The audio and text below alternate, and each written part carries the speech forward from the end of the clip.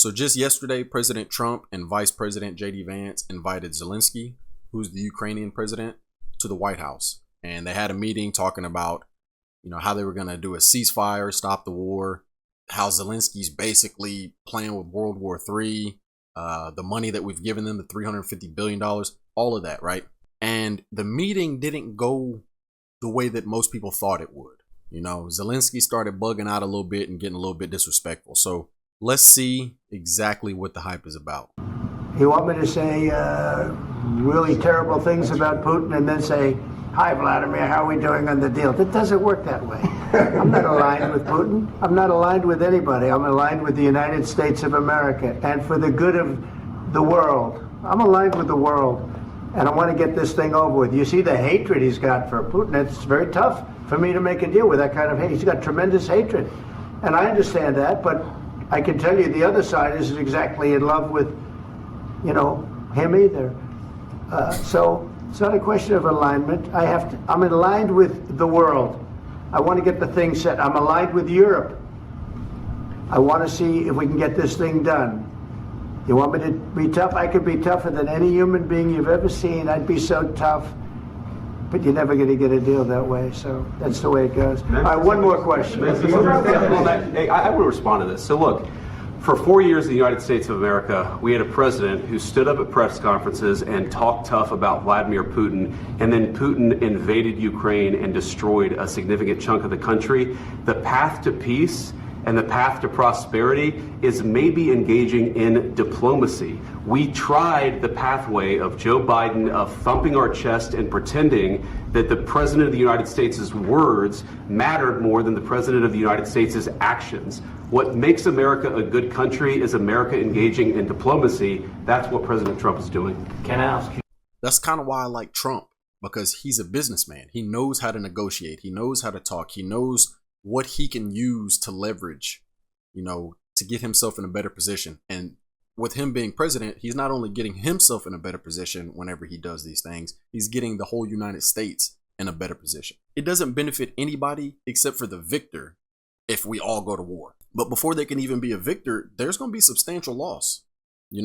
Even if you win the war, you're going to have hundreds of thousands, if not millions of soldiers dying in order to get the victory. So it's much smarter to avoid war if you can. So he occupied our parts, big parts of Ukraine, part of East and Crimea.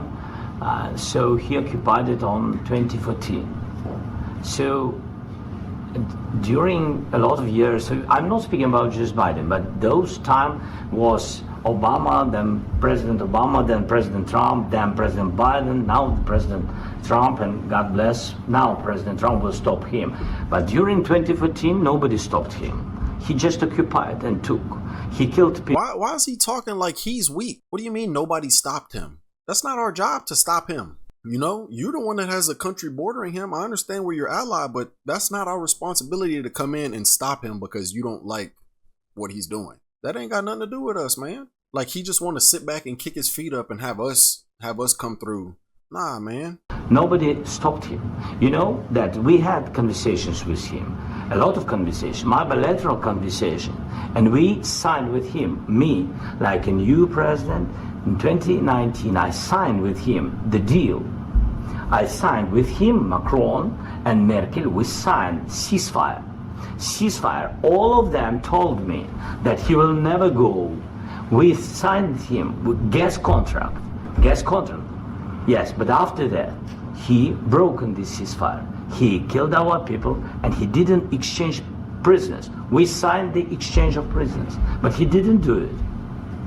What kind of diplomacy, JD, you are speaking about? What? That is kind of true, though, man. If you did try to be diplomatic in the past with a country and you come up with an agreement and you sign it and say there's a ceasefire, we're going to do this, we're going to do that, and he breaks the ceasefire, I mean, I can't lie. He kind of has a point right there. You usually gotta look at people's actions and be like, this is the type of person that they are. So if Putin has already done it once, what's to say that if he signs a ceasefire again, that he won't just do it again? Now that we have a more competent president, maybe that would deter him, and we have a president who, for you know, the 2 months that he's been in office has been doing exactly what he said he's going to be doing. Maybe that will deter Putin from, you know, breaking the ceasefire this time. But I don't know. Zelensky has a point right there, man. I'm talking about the kind of diplomacy that's going to end the destruction of your country. Yes, but if you Mr. President, with respect, I think it's disrespectful for you to come into the Oval Office and try to litigate this in front of the American media. Right now, you guys are going around and forcing conscripts to the front lines because you have manpower problems. You should be thanking the president for trying to bring an end to this conflict. Have you ever been to Ukraine that you say what problems we have? I have been to. Come once. I've actually watched and seen the stories, and I know what happens is you bring them on a propaganda tour, Mr. President. Do you disagree that you've had problems bringing people into your military? We have problems. And do you think that it's respectful to come to the Oval Office of the United States of America and attack the administration that is trying to prevent the destruction of your country? A lot of questions. Let's start from the beginning. Sure. First of all, during the war, everybody has problems, even you, but you have nice ocean and don't feel now, but you will feel it in the future. God bless. You don't know that. God bless. Okay, this is where he's bugging out. Okay, I see. Talking about all of us have problems, even you, talking about the United States, saying that we're not going to feel anything, or that we don't feel anything, but we're going to feel it later. It's almost like he's trying to fearmonger the American people. Like, hey, if you don't come help us fight Putin right now, you know, he's going to destroy the United States, which only God knows the future. But what is his goal? Let's say we did do that. Let's say we went over there, we fought, World War III happens, we fought and we won. Like, then what? Then it would just be another country, probably us, doing the same thing that Putin was doing now. You know what I mean? It's like a never-ending cycle. Every single country wants to be the greatest. Every single country wants to fight for power. So it's like, what does he want us to do? You already got $350 billion. What more do you want? That's a lot of money. But you have nice ocean and don't feel now, but you will feel it in the future. God bless. You don't know that. God bless. You don't God know bless. that. You will not have a war. Don't tell us what we're going to feel. We're trying to solve a problem. Don't tell us what we're going to feel. I'm not telling you. Because I'm you're in no answering on this position to question. dictate that. That's exactly what Remember you're this. doing. You're in no position to dictate what we're going to feel. We're going to feel very good. You will feel influence. We're going to feel very good and very strong. You will feel influence. You're right now not in a very good position. You've allowed yourself to be in a very bad position, and he happens to be right about it. From the very beginning of the war. You're not in a good position. This right here, to me, is the most disrespectful. You're talking over another man when he's trying to speak. Be quiet. You're a guest here, so you need to zip it and be quiet. You're the one asking and begging for our country's help. You know, even if these weren't two presidents of two different countries and they were just two men talking at like a table or something, it's just common courtesy to not speak over each other, you know, regardless of who it is. Even if it was a man and a woman, regardless of who you're speaking to, don't speak over the other person. To me, this is the most disrespectful thing that he's done. You don't have the cards right now. With us, you start having not cards. playing cards. Right now, you don't. You're Playing cards. Mr. President. You're I'm playing very cards. serious. You're gambling I'm with the president lives of in war. millions of people. You're gambling with World War III. what you're You're speaking gambling about? with What are you World speaking War about? III. And what you're doing is very disrespectful to the country, this country. I know I've been pausing a lot here recently, but I want you to go. I'm finna go back real quick, and I want you guys to pay attention to Zelensky's body language. This is also very disrespectful, man. Pay attention to the eye rolls, the shoulder shrugs. Check it out. Mr. President. You're playing cards. You're gambling with the lives of millions of people. You're gambling with World War III. You're gambling with World War III. And what you're doing is very disrespectful to the country, this country. That's back to you. Far more than a lot of people said they should have. Have you said thank you once? This A lot entire of meeting? times. No, in this Even entire meeting today. that you said thank Even you. today. You went to Pennsylvania and campaigned for the opposition in October. Offer some words of appreciation for the United States of America and the president who's trying to save your country.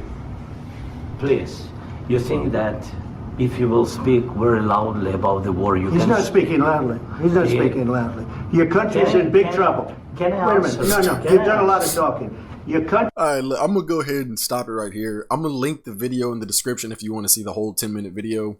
I think they actually end up kicking him out and booting him out, you know, of the White House because the conversation gets a little bit more heated. you could tell he kind of came in with a nonchalant attitude. It's like, we recently gave your country $350 billion, and that's no small amount of money. That's a very, very large amount of money. I can't even fathom 350 billion, but we gave him 350 billion to get him the equipment and resources that he needed to fight Putin as long as he could. And he's still losing, which makes sense. It's Russia. They're a powerhouse. And he comes here with, in my opinion, the intentions of asking for more help and more support. And he's going about it the whole wrong way, the completely wrong way. You should have been extremely respectful. Stop cutting people off when they're talking. You need to go ahead and stop doing the shoulder shrugs and the eye rolls. You can leave that in Ukraine, because that's not how you ask for help, you know?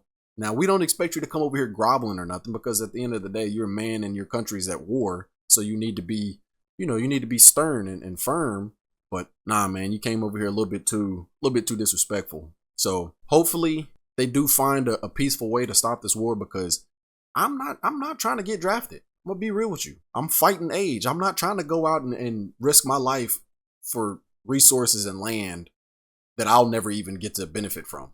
I'm not trying to do that. So hopefully our president Putin and the Ukrainian president Zelensky can find a way to stop this, because it's pointless in my opinion. Let me know what y'all thought about this video in the comments. Was Zelensky bugging out, or was, everybody in the comment section, and myself included, reaching? Y'all hit the like button. Don't forget to subscribe. Let me know if you enjoy this type of content so I can make some more. I'll catch y'all in the next one. Peace.